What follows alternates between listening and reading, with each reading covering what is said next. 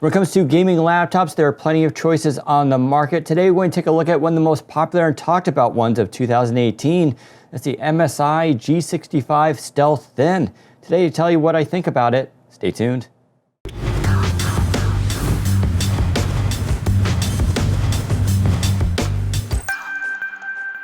All right, before we get started, little confession here. We don't typically review MSI laptops, and that's for a few reasons. One, they don't send us laptops to review, so I actually bought this one.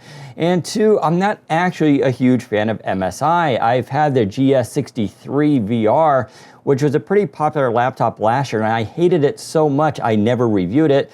Instead, I gave it to Rich Edmonds to do it on this site, and he actually kind of liked it, so that's me doing a solid for you guys. And so here we are, the GS65 Stealth Thin, and the only reason I picked this up because this is the first time MSI kind of wowed me with one of their devices.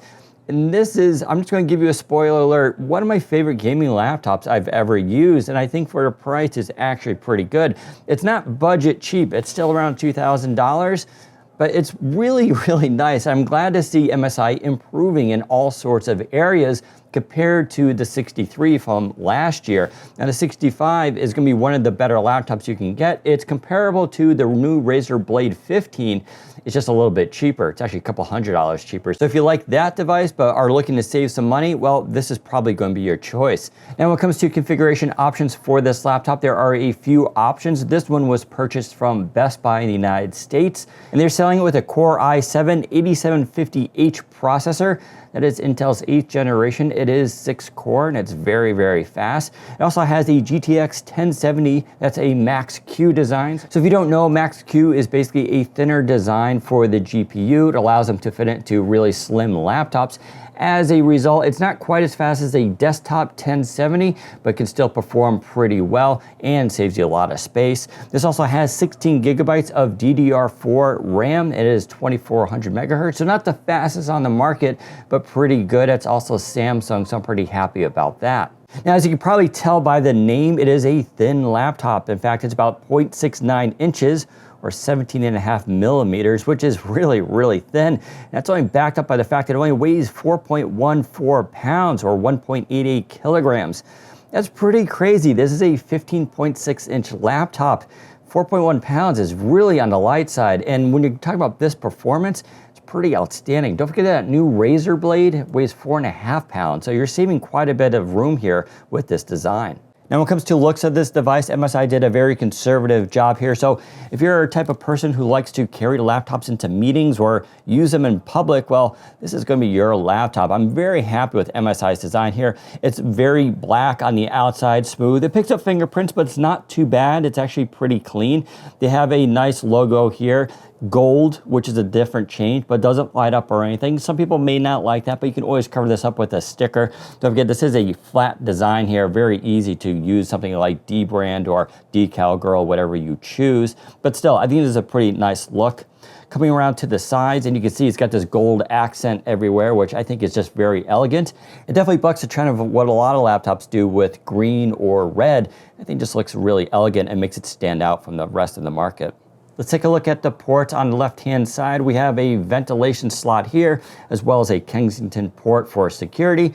And look at that, a full Ethernet port, becoming more increasingly rare on these devices. Always nice to have. You may not need it, but that first time when you go to download all your video games to this device, you're going to really appreciate having that. You do have two USB Type-A 3.1 ports here on the side, and they are still doing their whole hi-fi microphone headphone split here. Of course, you don't need to do that, but if you have a microphone that is high-end, you may want to split that off for different channels. Turning to the right-hand side, you have another USB 3.1 port Type-A, so that's 3 of them altogether. USB Type-C Thunderbolt, so that is a really nice option to have. You also have a mini display port, full HDMI, and the power jack, which it is a 180-watt charger. It's pretty compact for its size. I think they did a solid job with that charger. You also have another vent here, and in fact, this device is full of ventilation. That's because it's going to get very hot being this thin. Speaking of ventilation, you can see here on the back you have more intakes and outtakes for all that cooling. Pretty nice design here, at least it's parallel and everything seems to match pretty well. Turn to the bottom, this is an all metal plate design. It's very thin metal, but it is pretty solid. You can see again, all intake here, so you don't want to block this with your legs when you're using this for gaming. If you're looking to use this laptop for productivity, for school or whatever, it's totally fine in your lap. I had no problems. But if you're going to game on this, you're going to want to put it on a desktop because boy, does this get hot here at the bottom. And you can see with all the ventilation of this device, that's because it gets so warm. You also have, of course, the feet here that elevate it off a desk, which is nice. And all these easy to access screws for removing. They do have this factory seal thing, which you can see I already broke with the last screw hidden below there. That's kind of nonsense. It won't void your warranty, so don't worry about that. Having said that, we'll talk about upgrades later in this review. I'm not a fan of upgrading this device, and that's a big problem. All right, now I commented earlier that I'm not a huge fan of MSI, but I do give them credit for their displays, and this one is definitely really awesome. It's in fact one of the secret sauces of this device. You are talking a 15.6-inch full HD display. It is matte, it is non-touch of course as well, but it has 144 Hz refresh with 7 millisecond response time. It's a really good monitor. The bezels on the side are also very thin at 4.9 millimeters, and it has around 80-81% screen to body ratio, which is very high. You still get a little bit of bezel here at the bottom that helps elevate the screen off the deck so you're not looking down so much. Some people may not like that, but I think it's a pretty nice balance. In fact, they leave just enough room so you have the front-facing web camera here at top, along with a couple of microphones. Not a supremely impressive camera, but it's a camera nonetheless, and let's face it, it's better to have it up here than down below. This display though is very good. It's 100% Adobe RGB and sRGB, so that's a very color accurate display. And I really like how even it is. I found the brightness is very good. It's just, you can stare at this for hours, which is so important when you're gaming. I really like the matte display on it. The color, the brightness is also very good on this. You're talking around 350 nits, maybe a little bit brighter. It's good enough for me. I'm really happy with it. I think they just did a really good job here with this panel. Turning to the main deck, this is where typically for me at least MSI starts to screw up, but they did some really cool stuff here. Let's take a look at here the power button. So it's right in the middle, kind of a weird place to put it considering how hot this area gets. Razer recently moved it to the side because of that, but they decided to keep it here. Now that looks like a fingerprint reader. It should be a fingerprint reader. It is not a fingerprint reader. That's a bit of a shame and I think a missed opportunity.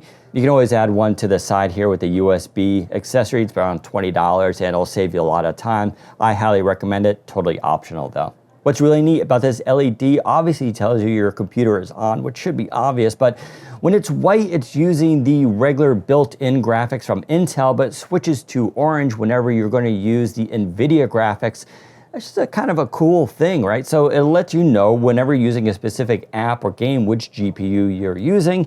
And I think that's just a clever little thing. I like to see more manufacturers do that. Now, when it comes to the keyboard, MSI is still sticking with this Steel series, and I really like this keyboard. It feels really nice, very good travel, a little bit short, but I had no problems typing on this.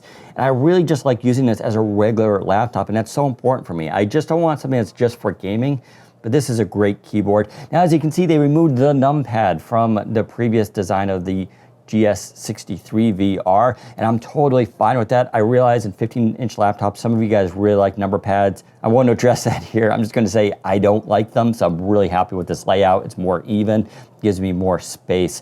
You can also see the keys are individually backlit, which allows me to do some unique configurations. So I have my numbers here lit up a certain color. You're talking 16.5 million color options, so it's just like Razer, and you can configure it how you want.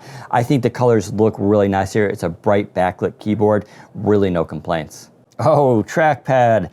This is another area where MSI has typically just gone off the rails, but they're back on it this time. So the hardware on this is pretty good. It's a little stiff. People complain about that. I don't mind it too much, but it is a little bit stiffer for clicking right and left here at the bottom. But overall, it's not too bad. It's pretty smooth. It's not the smoothest. It doesn't feel completely glass, but I really don't have a problem with the hardware on here. But what makes the difference here is they are using Microsoft Precision drivers for what I think is the first time, at least in a gaming laptop that I've used from them.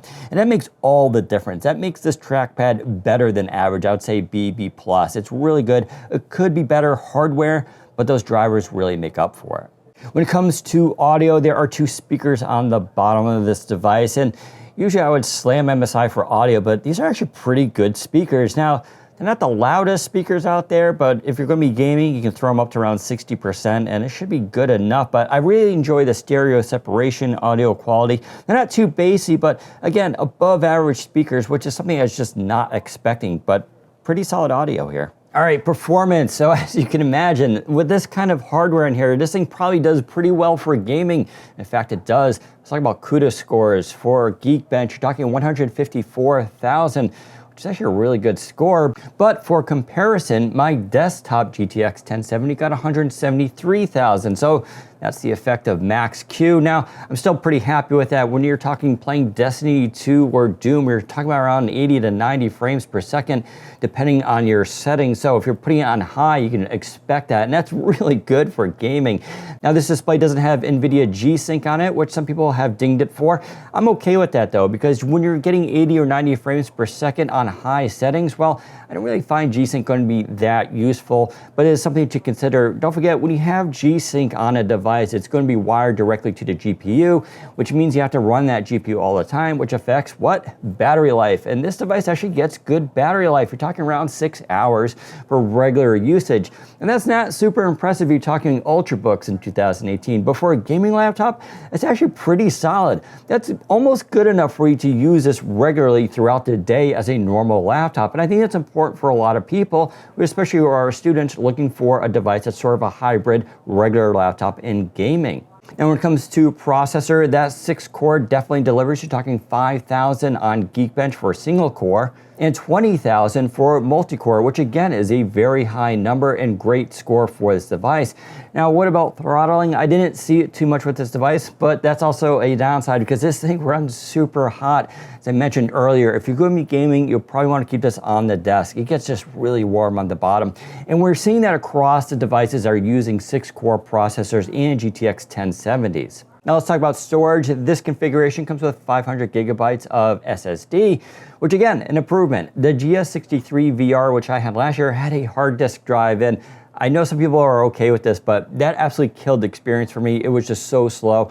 Now that drive is SATA, so you're talking 500 read and write times, which is very slow actually for an SSD, but that's the SATA effect there. So I would actually recommend you upgrading this SSD if you can, but therein lies the problem.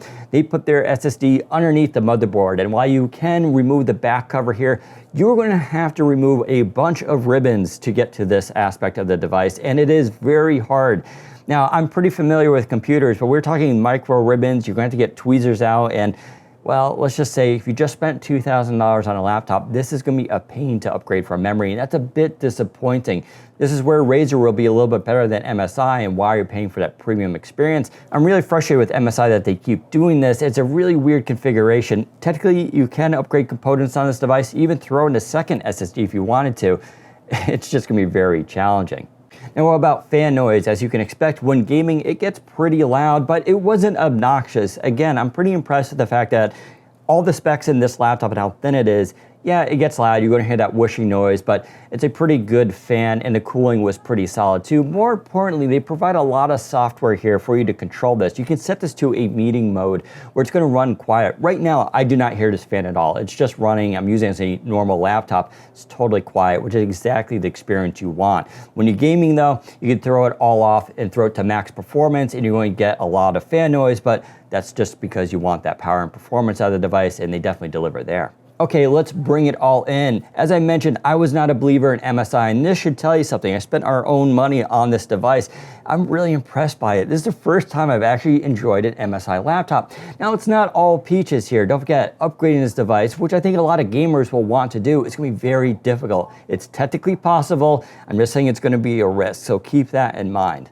Other things I don't really care for is the SSD. It's way better than having a hard disk drive. I would have preferred to see something higher end in here, like a Samsung device, but that's gonna be the difference between what you get here and what you get with Razer, so keep that in mind. Still, when it came to loading Destiny, it did in about 20 seconds. That's faster than my Xbox. I'm okay with that.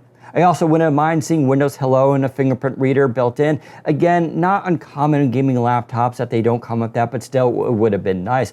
One other little thing I didn't care for was that Type-C port. So That's kind of weird to say. I love Type-C, I love Thunderbolt 3, and that's this, but I still had issues, say, connecting up an external SSD to it. Sometimes it would recognize it, sometimes it wouldn't. I'd have to restart the PC. It's the only time I've experienced that on this device, so there's something weird. MSI also does some weird stuff with their software, so you may want to do a complete clean install here. I find the Dragon Setter a little overwhelming, a little crazy. There's also like 5 or 6 different apps that they install on this device to manage everything from the keyboard to the display. It's a little bit much, MSI. You can rein it in just a little bit. Putting that all aside, if you're in the market for a gaming laptop that gives you a lot of performance but also allows you to use it as a normal laptop, this should definitely be on your short list. It's going to save you hundreds of dollars compared to Razer. It's even cheaper than what Gigabyte offers, and I think it's a really solid device. Sure, there's a few things I don't like about it, but it's really nitpicking at this point. Overall, though, I think MSI hit it out of the park with this device, and all I can say to you guys is keep it up. You're starting to win me over. So there's a quick review of the MSI GS65. Let me know in comments what you think about it, what they could have done better, and whether or not you would consider this for your gaming laptop. If you like this video, give us a thumbs up, and don't forget to subscribe. Thanks for watching. Take care, everybody.